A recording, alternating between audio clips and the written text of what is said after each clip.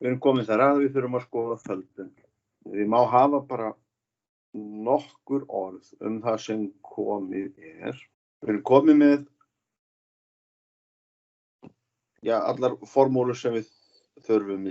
En það sem við kunnum ekki það sem földun snýst að ef við höfum föll á þessari gerð hérna, eins og við sáum kannski á fyrra blaði þetta, að við kunnum þess ekki að Laplace fær tilbaka föll sem líka kannski svona, 1 á móti x í þriðja. Til þess að Laplace færa svona tilbaka úr tíðninni yfir í tíman, þá þurftum við að margfalda upp úr svigum. Þá það ekkert mál. En það ekki alltaf sem að við komum því við. Og þannig að það sem földun gerir, að hún segir allt í lagi, ef þetta fall heiti nú eitthvað eins og það Laplace færsla af einhverju falli, sýnt hérna. Og þetta hér, við getum líka flett því, þetta hér Laplace færsla af einhverju öðru falli G. En þá getum við fundið þetta í hægri dálki á Laplace töflum, þetta og þetta. Þá getum við fundið F-in og G-in, það að segja tímaföllin. Síðan tökum við tímaföllin og setjum þau inn í heildunarformúlu. Og nákvæmlega með þessum hætti hér. Nú höfum við að það heildað með tilliti til einhverjar breytu, hún getur kastlast H eins og hér eða U, en þetta fall af tíma, sjáum við. Þetta fall af tíma. Þessi fall, við þurfum að setja þau inn í heildi, nákvæmlega samkvæmt þessari hérna formúlu, og þá fáum við nýtt tímafall. Og þetta hér verður margföldunin. Þetta hérna verður margföldunin í tímanum. Ég sendi ykkur bókin eftir Kreutzig líka, ef þið viljið sjá hvernig hún sönnuð. Ég held að sé kannski miklu betra að rifja upp bara tvíliðuregluna. Að þessi hugmynd hérna, við munum til dæmis eftir föllum af þessu tagi, segjum F og T eru einhverjar margir. Við skrifum bara F og G, einhverju veldi N til dæmis. Að hugmyndum feldisjöfnuna verður til út frá þessu hér. K hleypur frá 0 upp í N. Hér höfum við tvíliðurstöðulinn, N yfir K. Og hér höfum við F í veldinu N mínus K og G í veldinu K. Hér getum við hugsað N-ið eins og hér getum við hugsað N-ið svipað og T eða tíman og K-ið hérna, það sem hleypur. Það aldrei langt mál að fá út skýra sönnun á henni. En minnstu kosti núna, þá ætlum við að bara æfa okkur að nota hana og það megin ástæðan fyrir því að við kannski notum vélar í þessu prófi. Það bara til þess að geta æft sig að nota feldisjöfnuna. Ég má segja kannski aðeins frá, það tók auðvitað töluverðan tíma að finna þessa formúlu, þar að segja hvaða formúla þannig að við þurfum ekki að margfalda upp úr svigum og finna þá þetta allt saman í liðum. Heldur getum við horft beint á þetta hér. Tímafallið hérna væri til dæmis bara 1. Þannig að við myndum vita hvað F væri. Og athugið að þessi analógía hér nær svo mikið lengra. Hugmyndin kemur bara frá tíðnireglunni. Og hvaða föll myndum við finna hér? Þetta væri þá T og hálft T í öðru. Þannig að við getum fundið G fyrir það. Síðan setjum við þau hér inn. Það er að segja, ef ég held áfram með þetta dæmi hér, og þetta er ekki mjög klessulegt. Þannig að ætlum að finna, þá sögðum við að tímafalli fyrir 1 á móti S er 1. Og svo höfðum við að tímafalli fyrir 1 á móti S í öðru pluss 1 á móti S í þriðja er, það er alltaf tími pluss hálft T í öðru. Við lappa fara eins tilbaka bara svona í huganum. Þetta eru föllin sem við erum að skoða. Svona. 1 og T pluss hálft T í öðru. Og svo setjum við þau inn í þessa formúlu. Nú má ég ráða hvort þeirra í sjálfu sér ég líti á sem G.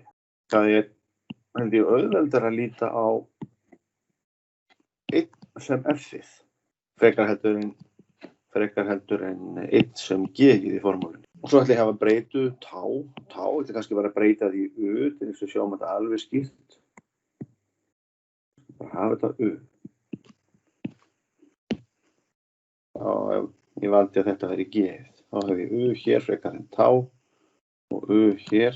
Og það bara venjuleg markmördu hér á milli og ég á heilda frá 0 og upp í tíman. DU. Þessi hérna formúla. Þetta hérna F væri þá Laplace tilbaka frá þessu hér. Nákvæmlega þessu falli. Við vitum í rauninni svarið það, svo að markmördum og sveirum. Þetta 1 á móti S í 3 pluss 1 á móti S í 4. Og ef við Laplace færum þetta tilbaka þá fáum við, hálfan tíman í öruveldi og hér myndum við fá 1 á móti 3 hrópmert. 1 á móti 3 hrópmert sinnum t í 3. Hálft t í öðru pluss 1/7 t í 3. Og ef við heildum þetta hér þá fáum við það niðurstöðu. Nú erum við bara okkur að skoða þetta með þessum hætti. Þannig að þetta eiginlega allt og sumt sem við þurfum að hafa. Svo höfum við reikningina að stinga þessu inn. Það getur ágætt með að maður prófar ykkur föll að prófa alltaf báðar aðferðirnar. Þegar maður notar ekki feldisjöfnuna, margfaldur upp úr svigum og hins vegar með því að nota feldisjöfnuna. Ef ég hefði valið þetta á annan hátt, þá ef ég hefði látið þetta hérna fall vera þessa F-ið, þá hefði ég fengið í staðan fyrir U, þá hefði þetta skrifa T mínus U hérna og T mínus U líka hér og þetta annar veldi hér T U og það kemur það saman. Og alveg á sama hátt munið þegar við vorum með að notum við það bara svona x plus y í veldinu n kvílureglunni að þegar það nákvæmlega sama sem gerist í þessu. Ef við erum með n við k, það er fálhafnum, þetta var í hérna paskaðríðinu okkar. Ef við setjum hér x í veldinu n mínus k og y í veldinu k. Og svo reiknum við. Skrifum tvíliðustöluna og svo framvegis. Það kemur nákvæmlega eins út að hafa þetta bara í káta og þetta í veldinu n mínus k. Það sem það megum við velja þetta svona eins og okkur þykir hentugast. Nú, allt í lagi. Þetta hérna í raun og veru alveg sami hlutur. Þetta hér bara eitthvað stóra F og þetta hér bara stóra G. Svona. Ef við viljum finna tímafallið þá þurfum við bara að taka Laplace tilbaka, færa tilbaka. Við erum hér stödd í tíðninni, það Laplace, við erum hér stödd með tíðnijöfnu til þess að finna földun tímans. Það getur við reiknað, hvað ég var að segja, þetta hér og stungið því beint inn í feldisjöfnuna hérna. Hér erum við að nota þessa, setjum bara stinga hér beint inn. Og við skulum bara skoða hérna sýnidæmið 3.12. Þetta ágætt svo sem. Hvað er hann að segja? Þetta hér Laplace litla f. Þetta hér Laplace litla g. Allt í lagi, setjum það inn. Þetta hér, samkvæmt feldisjöfnunni, Laplace af f faldaði g. Allt í lagi, skrifum það. En nú ég komið með andhverfu, Laplace við Laplace, þannig að við fáum bara földunarjöfnuna. Og reykjum okkur bara saman eftir þessu hérna dæmi. Allt í lagi, hvernig getum við að reikna þetta? Ef við höfum ekki feldisjöfnuna, þá verðum við að stofnbrotaliða. Allt í lagi, við erum þá að finna einhverja stöðuna, þetta var í Laplace míns fyrsta, við erum að finna einhverjar tölur a á móti s pluss B, T plus C á móti S mínus 4 í öðru. Við erum að gera þetta. Við erum að stoppa þetta liða hér. En með földun, þá ætlum við að líta svo á, allt í lagi. Ég ætla að hugsa 1 á móti S, sem eitthvað stóra F. Við ætlum að hugsa 1 á móti S mínus 4 allt í öðru, sem eitthvað stóra G. Þannig hér er ég bara myndað margfeldi tveggja þátta. Nú fletti ég upp í töflu, allt í lagi. Hvað er tímafallið fyrir 1 á móti S? Það er 1. Og hvað er tímafallið fyrir 1 á móti S í öðru? Það er E í þessu. Flettum því bara upp. 1 á móti, ef við höldum bara fyrir þetta, 1 á móti S í öðru er tíminn. Og við getum hugsa þetta sem svo, hliðir það 4. T sem við veitum 4 T.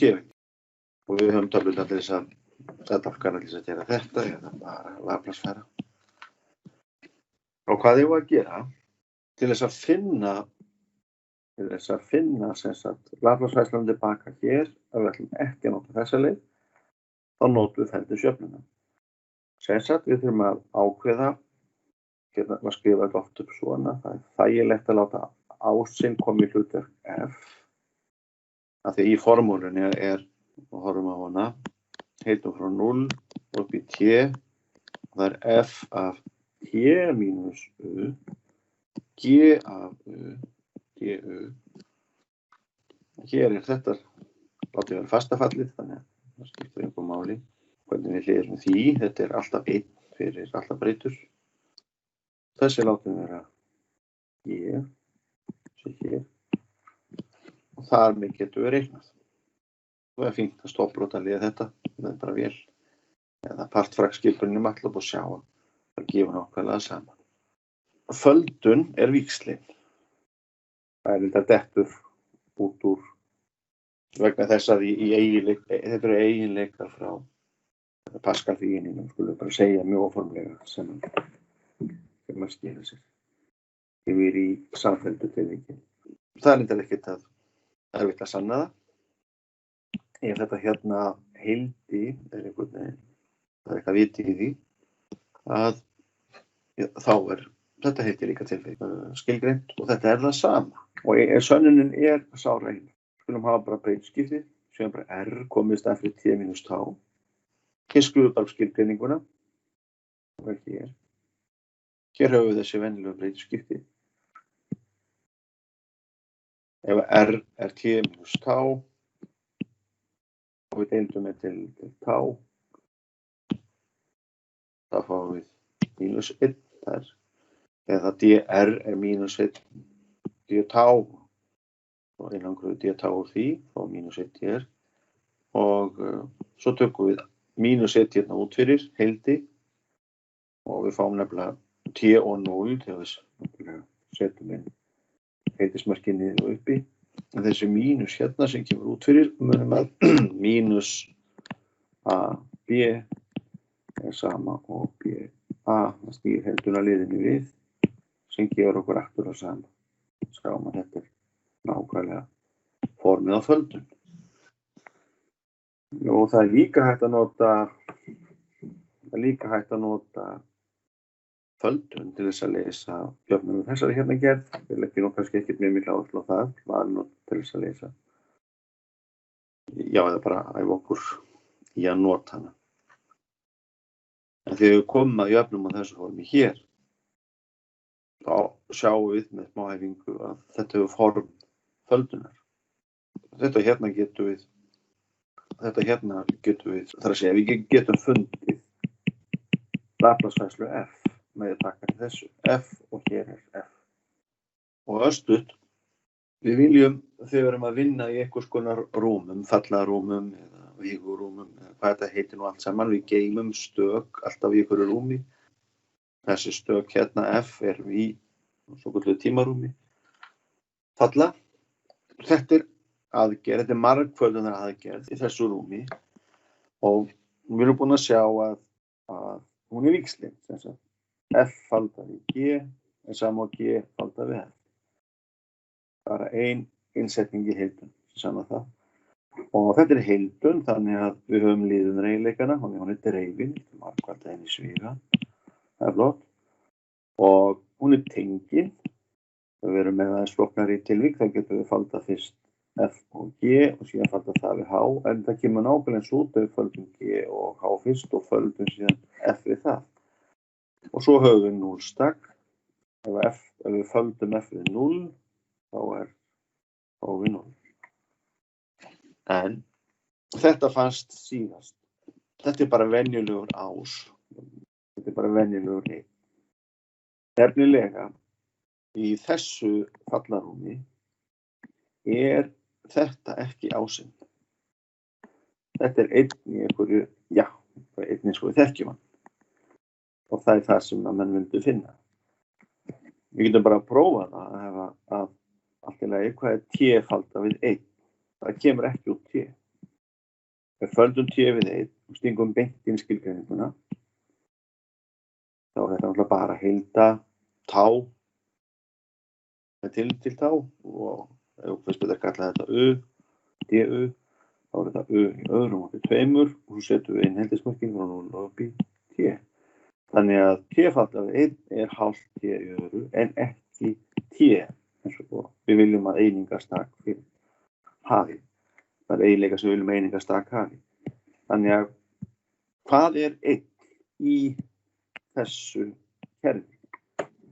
Og bara örstutt til dæmis svið, til dæmis með aðgerðunum að margfalda venjulega rauntölur höfum við A sinnum B er, já, B sinnum A.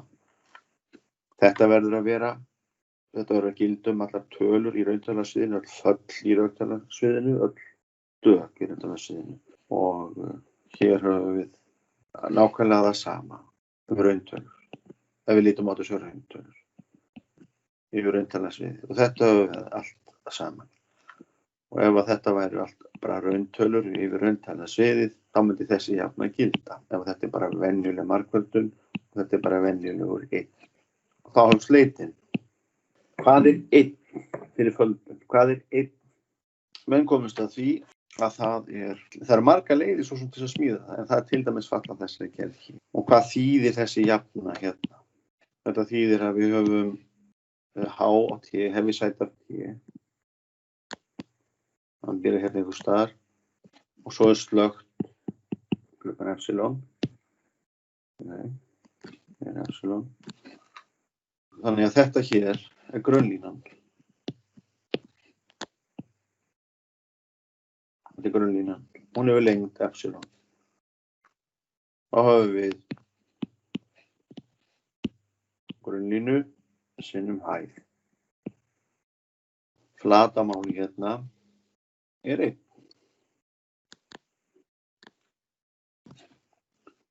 Og þetta gildir fyrir öll epsilon stærri 0. Svo er kúnstin. Ef epsilon er látið stefna á 0, hvað gerist? Já, við getum svo sem prófað að láta epsilon vera helmingi minni en þetta sögöldum. Þá fáum við rétthyrning sem er svolítið stærri og ef við aftur helmingum epsilon, hærri ætlaði að segja, þá fáum við annan. Og ef við höldum alltaf áfram að helminga epsilonið, þá endar það því við fáum þengmi og súlu og flatamáli er alltaf 1. Þetta markgildi, ef það er rannsaka og svo framvegis, þýðir að við getum sent út geisla sem er eins hár og við viljum, sem að veiðir fallgildi og fallgildi.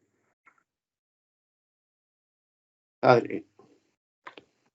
Ég ætla að setja hérna kannski inn smáspjall. Ég get það hér. Sko, við tengjum þetta aðeins við eitthvað sem við höfum séð áður. Að við höfum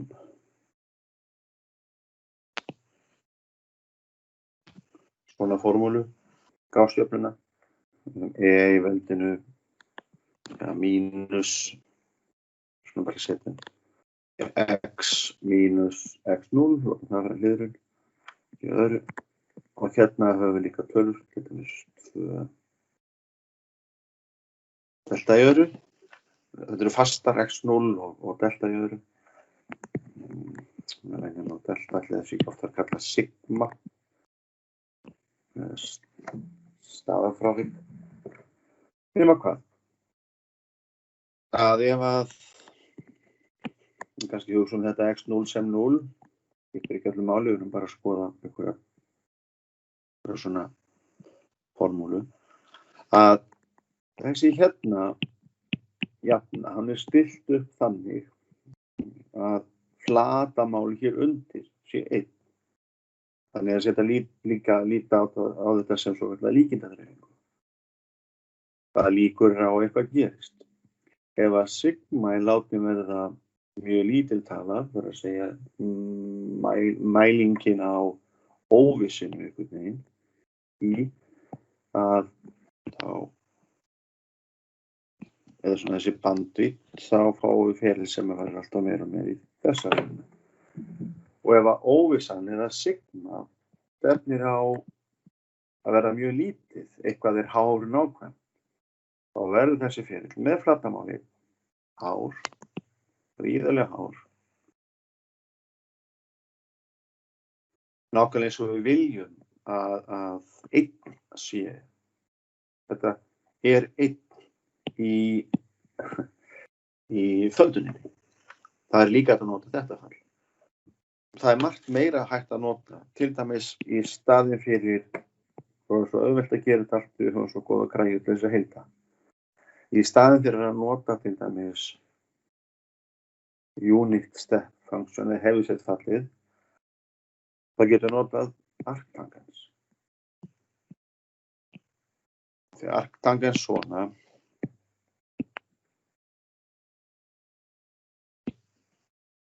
skoðum bara þennan arctangents. Lítur einhvern veginn svona út. Hann er fastur hér á milli pi-aðrir og mínus pi-aðrir. Skulum segja að þetta sé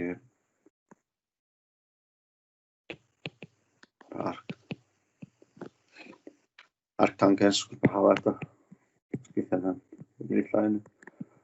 Þetta er eitthvað arctangents af kx. Og hérna getum við haft einhver leið til þess að stýra útslaginu. Og hér var k-i, litla k-i 1 og hér var stóra a1. En ef við myndum lyfta þessum venjulega arctangents upp pi-ara, það segja hann færi allur hingað.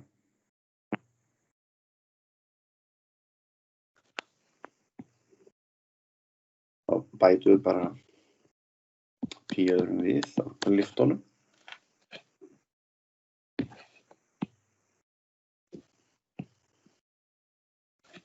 Og þá kemst hann ekki upp fyrir pi og ekki niður fyrir 0. Og svo látum við a-ið bara vera 1 á móti pi.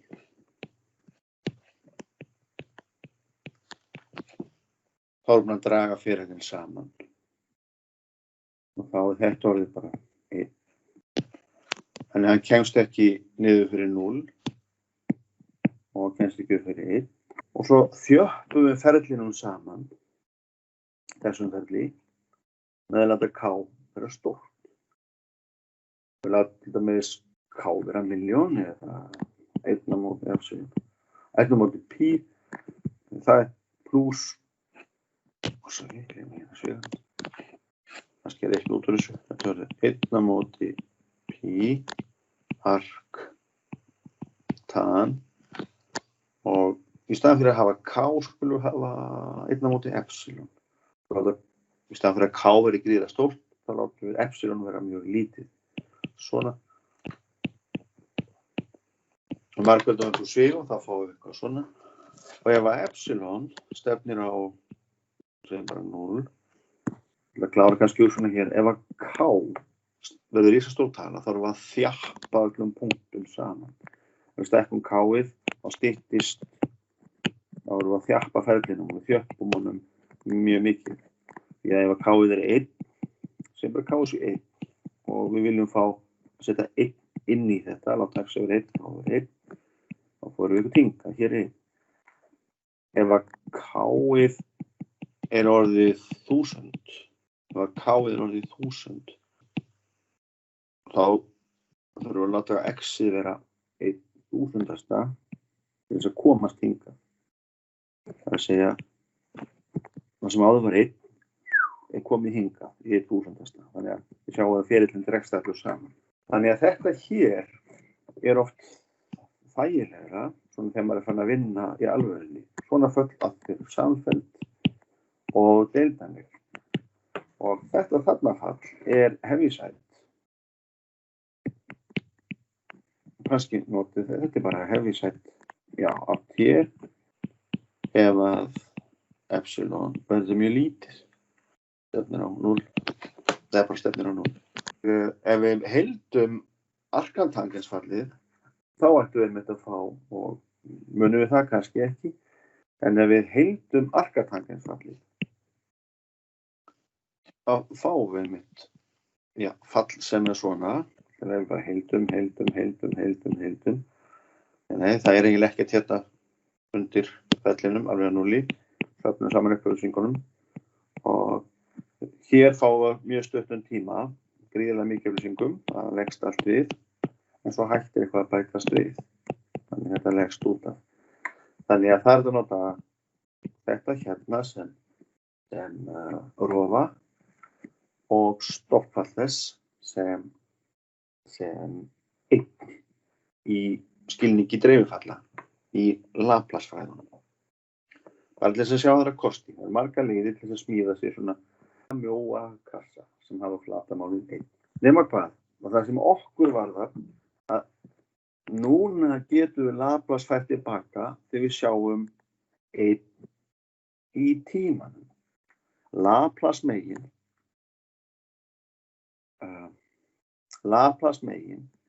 er þetta náttúrulega 1 í tíðinni. Hvað er 1 í tíðinni?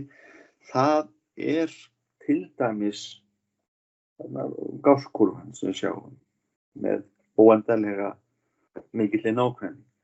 Eða það er bara kallað eitthvað delta.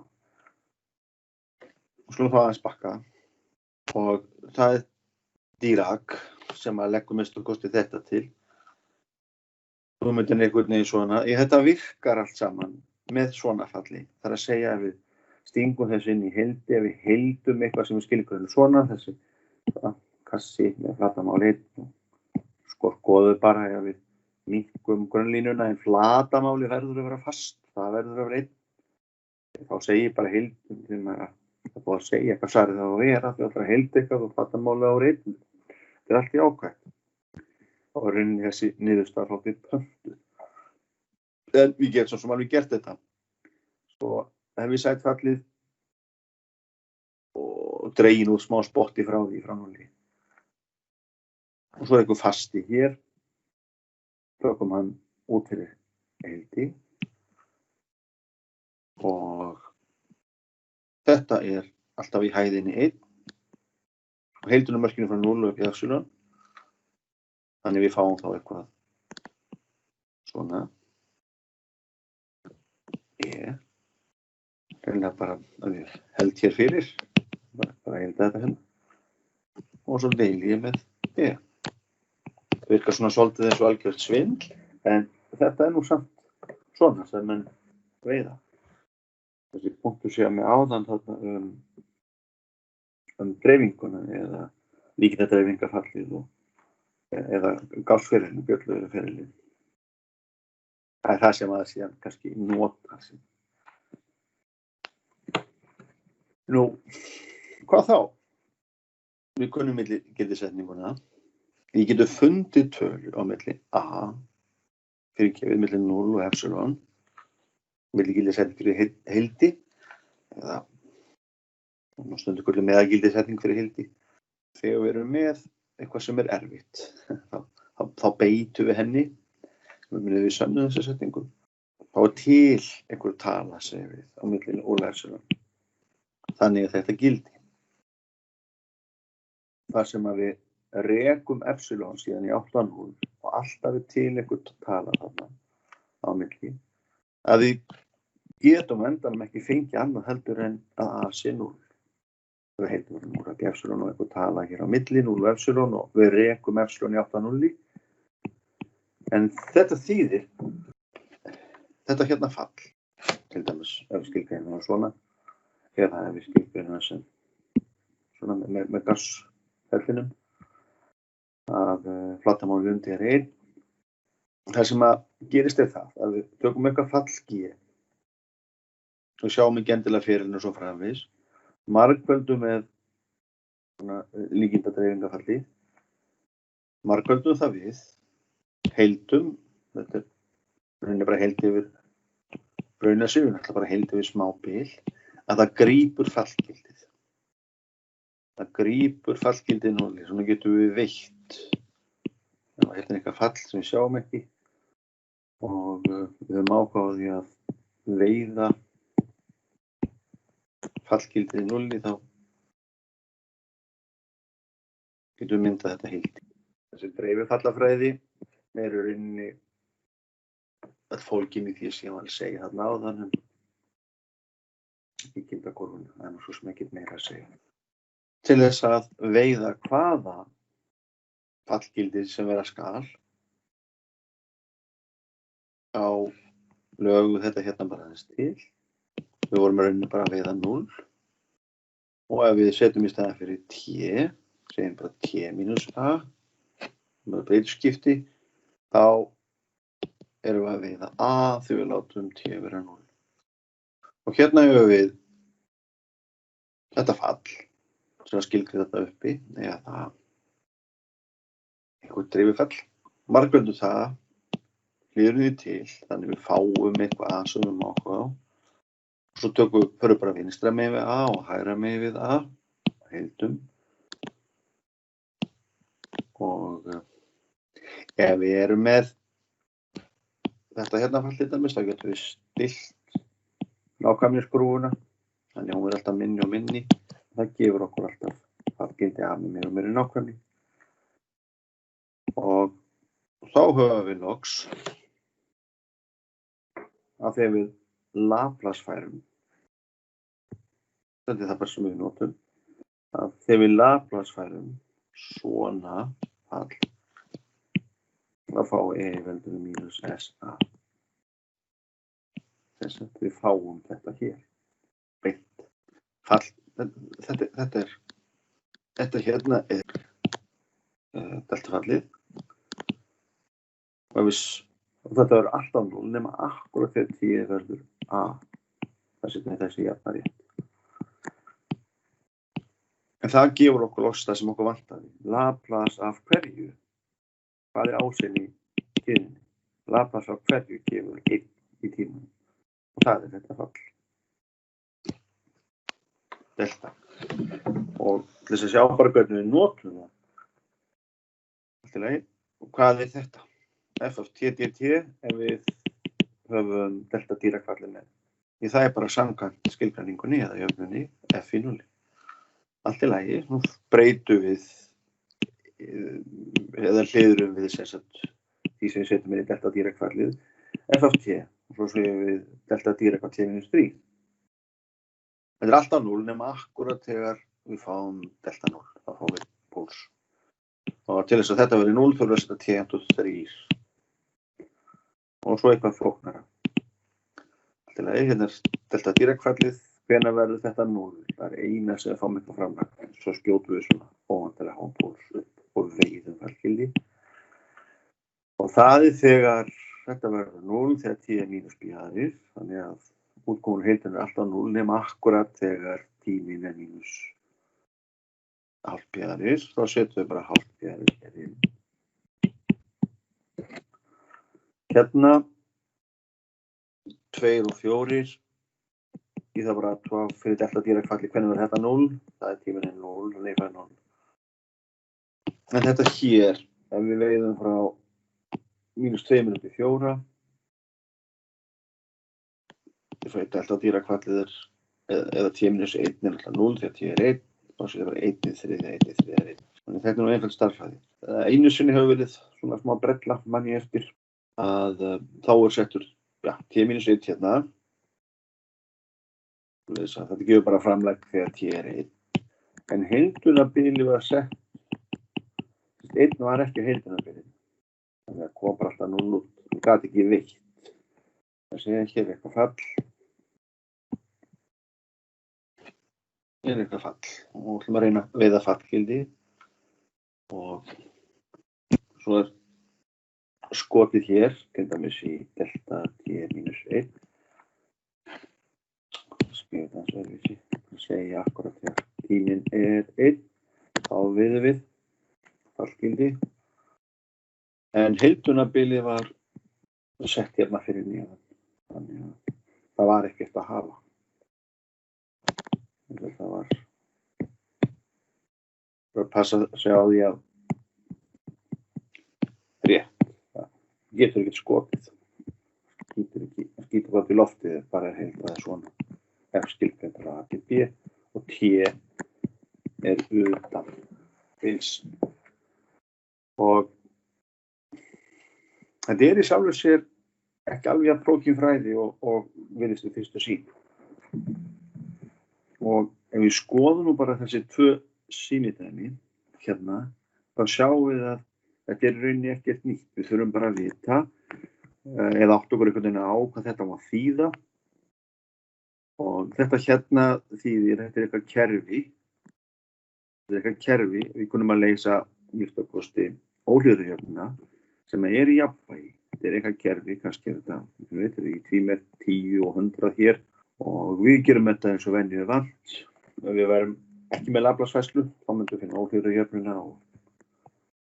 En hér er komið eitthvað nýtt, sem við kalla högg. Þetta er eitthvað kerfi, sem er jafnvægi. Svo akkurat á einhverju augnabliki T0 þá kemur högg inn í kerfið. Þetta er dæmis stærðfræðina bak við það. Við segjum að við sem í tífóli og hér er maður með sleggju og hann lemur svona ofan á búm, lemur svona á eitthvað glatta og þá skýst eitthvað upp í loftið. Þetta er kerfið sem er í fullkomnu jafnvægi. Það er alltaf uppsölun eftir 0 er alltaf lausn á svona jöfnu. Og svo kemur eitthvað högg, eitt augnablik og kerfið fyrir allt á stað og svo tekur eitthvað smá tíma að jafna sig. Þannig að svona starffræði að leysa svoleiðis deildajöfnu var ekki tætt fyrir þetta. En þetta er ekki erfitt. Við bara Laplace-færum beint hérna. Við köllum litla upsilon, Laplace-færslun á því stóra upsilon. Og það er allt 0. Þannig að þessar jöfnur verða þægilegar. Í merkt verður það bara 10s sinnum stóra í. Og það er bara s í öðru sem að lifir af því að við veljum bara skildin 0,0.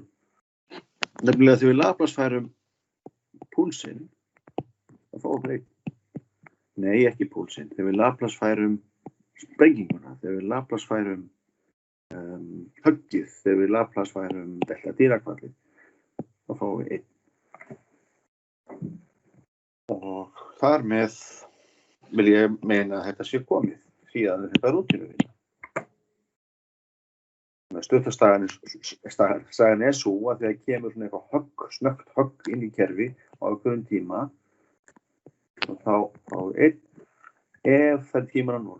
Ef hér hefur verið tímasenkun sem þetta hefur gert við tíma t minus 1 og svo Laplace-færum við það. En þá notum við formúluna sem kom á. Það eru ekki 1 heldur e í veldinu minus s. Hérna.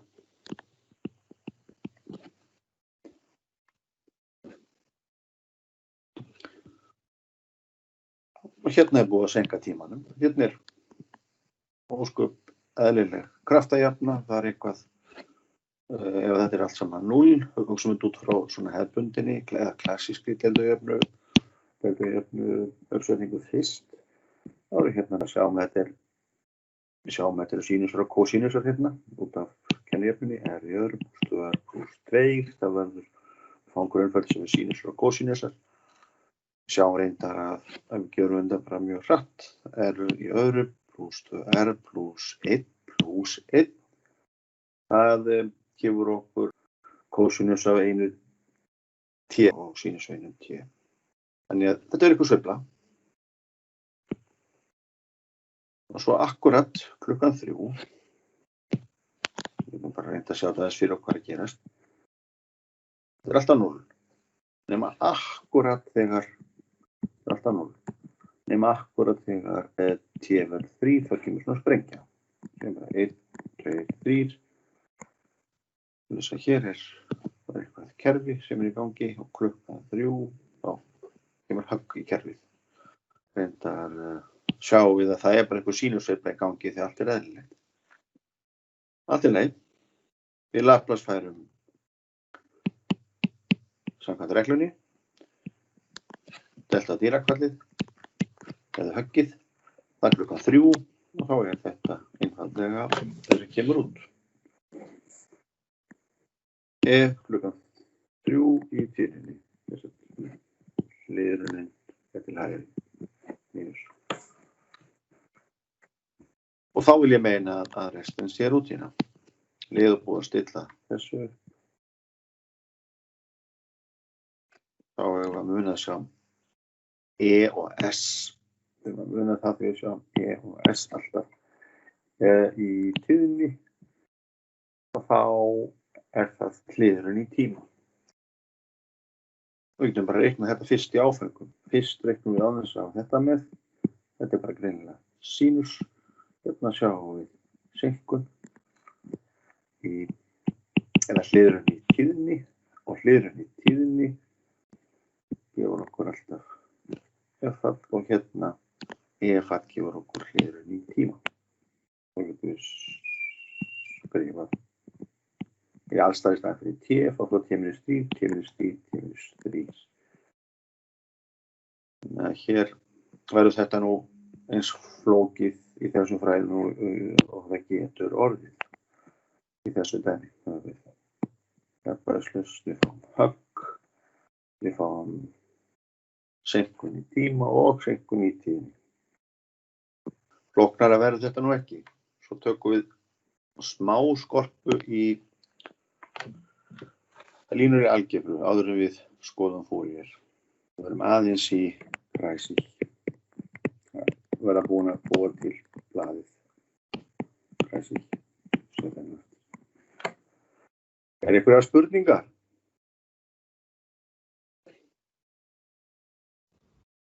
Held ekki, sko. Einhver sem fann að skoða. Já, má ég reyna að segja við ykkur sem eru að horfa á að það er í rauninni ekkert erfitt sem hefur bæst við. Stuttarsagan er bara þessi að það var bara að uppgöta hvernig getum við hafið bara einhverja deildajöfnu sem eru búin að leysa og þið sjá, við höfum bara liði hér, Upsilon og kannski eitthvað S hér og hér eitthvað svona dótari sem við lögum til og kannski S hér og alltaf þið